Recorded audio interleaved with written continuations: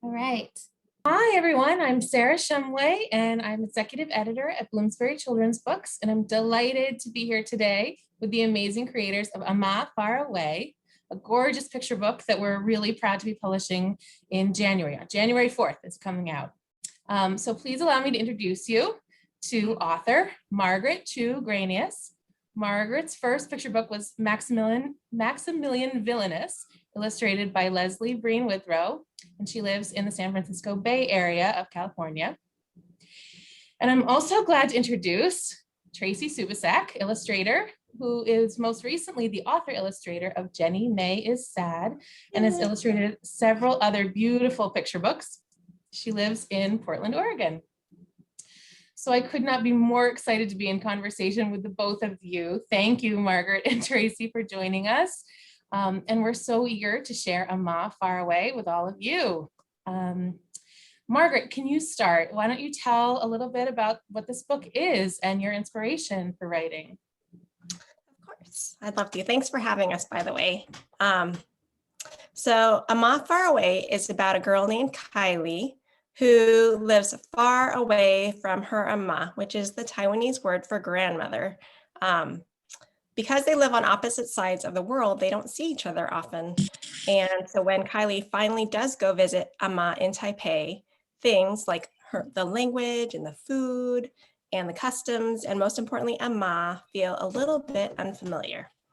So I wrote this story inspired by my memories of my own Amah, and also of my memories of more recently, my kids visiting Taiwan with their Amah. I was like Kylie. I lived in the States and my Amah lived in Taipei. So I only saw her maybe once every year or two, which is a long time for a kid if you think about it. So whenever we did visit, I always felt a little bit shy.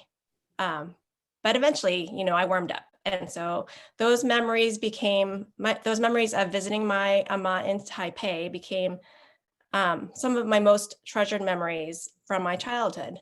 So I am so grateful and thankful, Sarah, that you connected to the story and you had this vision of matching Tracy with it, because her illustrations are so gorgeous, and the details that she added are really what make this book so special, because they just take me back to Taipei. Oh, I am so happy to have this book coming out. I feel like it's one of those things, the timing just, it found its way in the right moment. It really struck a chord for me. I acquired this text at the beginning of the pandemic. I know I've talked to Tracy and Margaret about this a little bit, but it hit me that there were so many people who are going to be apart, away, far away, perhaps from people that they love. And this moment now that we're in, when it's coming out, perhaps we're all getting ready to think about traveling again and going new places, and kids and families will have this experience. So this timing just feels perfect to me. And speaking of Tracy joining this project, when I read this text and was thinking about Taiwan, and I knew that Tracy would connect with it, and I couldn't think of any better illustrator to bring this story to life than Tracy. So Tracy, can you say why you connected and what you felt drawn to about this story? Totally. Yeah, it was just so easy. Once I read the manuscript, I was like, oh, there's no reason I can say no to this book. It speaks to my heart and my own experience as well. And I share that with Margaret, where I saw I call her White Paw, is Chinese for grandma. And I saw her every couple of years. She would come to the States instead of us going to the US. But I remember being so shy seeing her. A lot of it was the language barrier.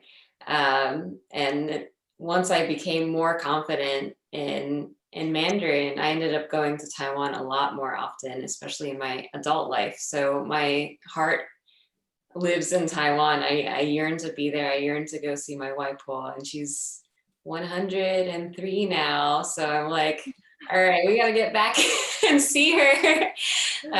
So it's just so special to share those relationships from this book and share the awesomeness of Taiwan. So before we get into all of the details and all of the making of this book and the craft aspects of it, I thought we should share it first of all, so that the people watching can know what we're talking about. And so I'm going to share my screen and ask Margaret and Tracy to read Amah Faraway to all of you. Is it coming up clear? Yep. Yeah. All right, so here's the full-on jacket. These are the files on our shared drives at Bloomsbury, waiting for them to come in from the printer. Hooray. We'll just flip through and get started, and pay close attention, please. I just want to alert, the craft here is something really special, what Margaret has done, and also what Tracy has done with these special aspects of this book. But Margaret's going to start, and then at the midpoint, Tracy's going to take over. Ready? Yes. Ready. Amah Faraway by Margaret Chugranis and illustrated by Tracy Subastak. It was time for a visit. Kylie squirmed. We can eat yummy new foods. We can go to pretty new places. We can have an adventure, and we get to see Amah. It'll be so fun. 100 butterflies took flight in Kylie's belly. Kylie and Amah didn't visit each other often enough. Every Saturday, they connected by computer. Amah told stories to Kylie. Amah sang songs to Kylie. Amah showed snacks to Kylie, always speaking simply and slowly. But Kylie jittered and jiggled in her seat. Video chats weren't the same as real life. One lived in Taipei, one lived in San Francisco. Groan, why do we have to go? It's so far away. When they arrived at the Taipei airport, Amah! Kylie held tight to Mama. With ears pricked, she listened to Amah talk. Kylie kind of understood. In Amah's apartment, everything seemed strange. Yet, the faces were happily familiar.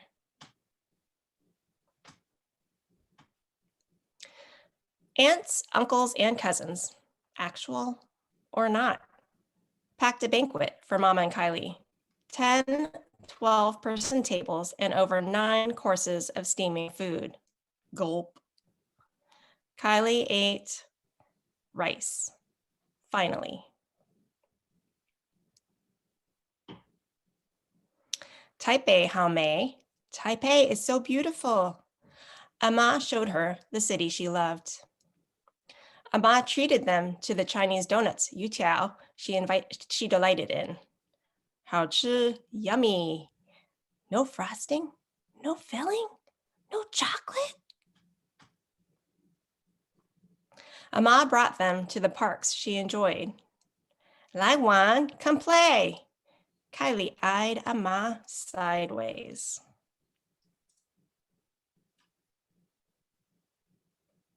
Amah took them shopping at the night market, where she seemed to try and buy everything. 来看看, come see. Everywhere they went, Kylie trailed behind Amah and Mama. It was a brand new day, the day they visited the hot springs. Kylie changed. After, she dipped a toe in the water. Amah beckoned. Kylie, lai, come. Kylie loved splashing, and the water was warm. Should she? Could she? She could. She should. The water was warm, and Kylie loved splashing. Come, lai. Kylie beckons. Amah. After she dipped a toe in the water, Kylie changed. The day they visited the hot springs, it was a brand new day. Amah and Mama trailed behind Kylie everywhere they went. Come see, 来看看. She seemed to try and buy everything at the night market where Amah took them shopping. Come play, 来玩. Kylie eyed Amah sideways. She enjoyed the parks Amah brought them to. No frosting, no filling, no chocolate. Yummy, 好吃. She delighted in the Chinese donuts, youtiao, Amah treated them to. She loved the city Amah showed her. Taipei is so beautiful. Taipei hao mei. Finally, Kylie ate rice. Gulp. And over 9 courses of steaming food. 10, 12-person tables. Aunts, uncles, and cousins, actual or not, packed a banquet for Mama and Kylie. The faces were happily familiar, yet in Amah's apartment, everything seemed strange. Kylie kind of understood. Ears pricked, she listened to Amah talk with Mama. Kylie held tight to Amah when they arrived at the Taipei airport. It's so far away, groan. Why do we have to go? One lived in Taipei, one lived in San Francisco. Video chats weren't the same as real life, but Kylie jittered and jiggled in her seat, always speaking simply and slowly. Kylie showed snacks to Amah. Kylie sang songs to Amah. Kylie told stories to Amah. They connected by computer every Saturday. Kylie and Amah didn't visit each other often enough. 100 butterflies took flight in Kylie's belly. It'll be so fun. We get to see Amah, and we can have an adventure. We can go to pretty new places. We can eat yummy new foods. Kylie squirmed. It was time for a visit. Thank you. I hope everybody noticed that moment when Margaret stopped and Tracy started, and I'm going to scroll right back to it. This is the moment. Margaret, do you want to share a little bit something about this narrative and the form that you used for telling the story? Sure. I wrote Amah Faraway in what we're calling a modified reverse poem format. So I'd never heard of a reverse poem until I actually came across one. And for anyone who hasn't heard of it, like I didn't, a reverse poem is basically one that can be read regularly from top to bottom. But what makes it special is that you can also read it in the reverse from bottom to top. And the thing that's especially special is that the 2 different reads, top to bottom and bottom to top, have different meanings, and they often have opposite tones. And so for Amah Faraway, the first half of the story is that regular top to bottom read. And I wanted to show Kylie's trepidation at encountering the unfamiliar. It culminates with Amah inviting her to join her in the hot springs.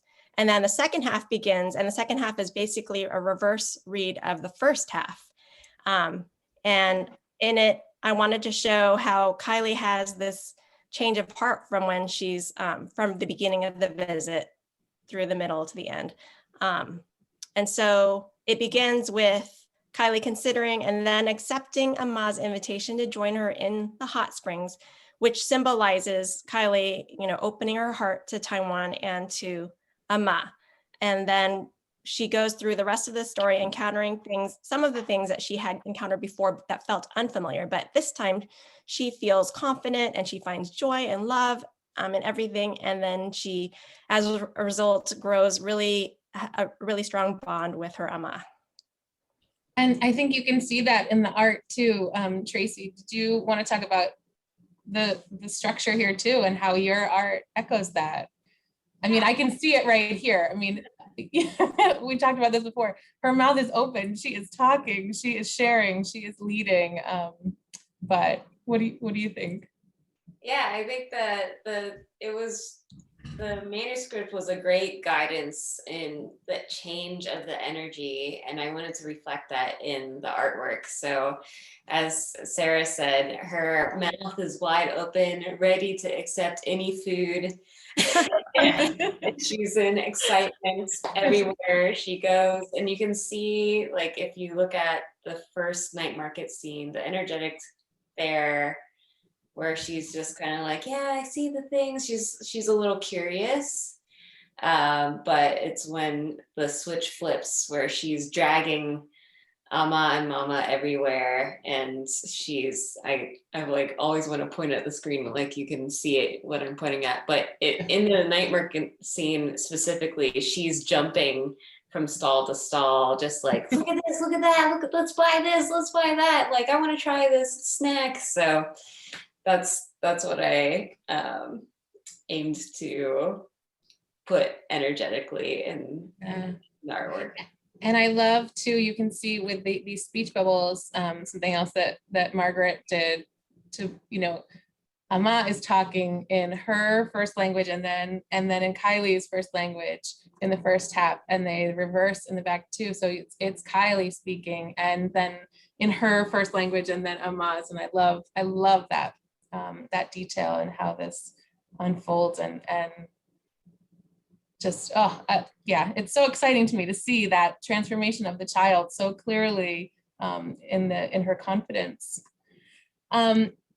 So one of the things that I love about Tracy's contribution to this book too, aside from these gorgeous, gorgeous paintings, is that it was her idea to add some back matter to this. So I just wanted to shout to these pages. There are notes from Margaret and Tracy. If you've been listening, you already know most of what is on this first page, the notes from the author and from the illustrator.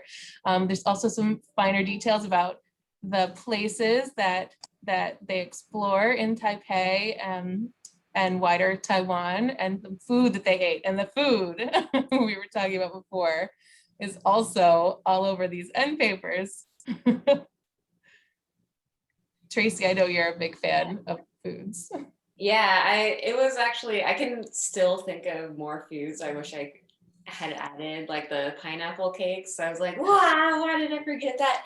But it's so easy. Like the point, I think, for many people to go to Taiwan is to eat. I mean, to see family, but also to eat together. That's such a huge cultural thing to do. But also my mother was a Chinese teacher, and I think that's also just like my the gene pool where I was like, I gotta teach. So the front end papers are in English, and then the back are in Chinese. So if anyone's learning any Mandarin, they can quiz themselves and maybe get acquainted with bubble tea, also known as Denzu Nai Cha, which is like not as simple as saying boba, but it's really fun. It's a fun way to learn by being able to point it out in the book. And I know the Taiwanese community in Portland, where I live, I know a lot of kiddos and a lot of parents who would really appreciate that that kind of added search and recall. So, I mean, we've talked a little bit about, what specific things are here, but I want to ask each of you, because I know how personal this story is. What are the moments, or is there a particular moment for each of you that is the most special, the most personal detail of this book that you would point to? It could be a text moment or an art moment, or just a feeling that you get that you want to share, or that resonates for you. I guess I can go first. So first of all, I just wanted to say that there's so many little details in the illustrations that resonated with me and really like made me feel like Tracy was on my trips to Taiwan with me. Like the Youtiao, I think it's like, I don't know what it's called, like a griddle where they cook the souping. And then also like in the beginning, when they arrive at the airport, there's that little half wall that separates the people that have arrived from the people receiving them. That I always remember. But I'd say my most personal detail is the scene where they have just arrived from the airport and Kylie and Mama and Amah are riding on the subway or MRT to Amah's house. And it says, Kylie held tight to Mama. With ears pricked, she listened to Amah talk. Kylie kind of understood. And that to me is so personal because that would have been me as a kid. Whenever I was in a situation that felt unfamiliar or scary to me, I would hold on to my mom. Like, you know how kids have, when they play tag, they have like a safe spot, like base. So my mom was my base, and sometimes my human shield. But, you know, I was always, I would cling to her. And even though I wasn't wanting to participate, like I was always listening and observing. So that moment there was me in a nutshell as a kid. And then if in the reverse, the part where it reverses, it says Kylie held tight to Amah, I think, when they're leaving the airport. And that was me as well. After, you know, several days with my Amah, I just felt this, I just grew this deep attachment to her and I just never wanted to leave. Aw, that's so touching. I just want to say I'm so glad that the illustrations resonate with you, Margaret. For me, gosh, it is like I could say every page, but I think in terms of the story, let's stop on that, the night market to the park. So this one. Yeah. So first of all, just the story connection. There's a lot of connection I feel with my mom and my waipoa that I really felt when I wrote the story. And I also thought about, I don't have kids yet, but I thought a lot about like, you know, what if this Amah was my mom, she passed away, but thinking about what it would be like if we were all in Taiwan together in the future. And you know, I have so many sweet memories of eating with my mom and my Amah or my grandma in Taiwan. But I also lived in a night market, which is really fun. So I got to put in these little details like the yam person who had like a big barrel and it's like a nice hot piping yam. I would go get and snack on. And then on the left hand side, the mom is snacking on a guapao, which is like, I don't know how to explain it, but it's like a taco kind of with fatty meats and peanut thin. Gosh, I'm now thinking in bilingual, but peanut powder and cilantro and I recently went to Taiwan. I brought my brother's family, so we went to the park a lot, and we lived near the Da'an. My grandma lives near the Da'an park, so we saw the bird sanctuary and all the playgrounds. So it's so easy to put so much love into this book.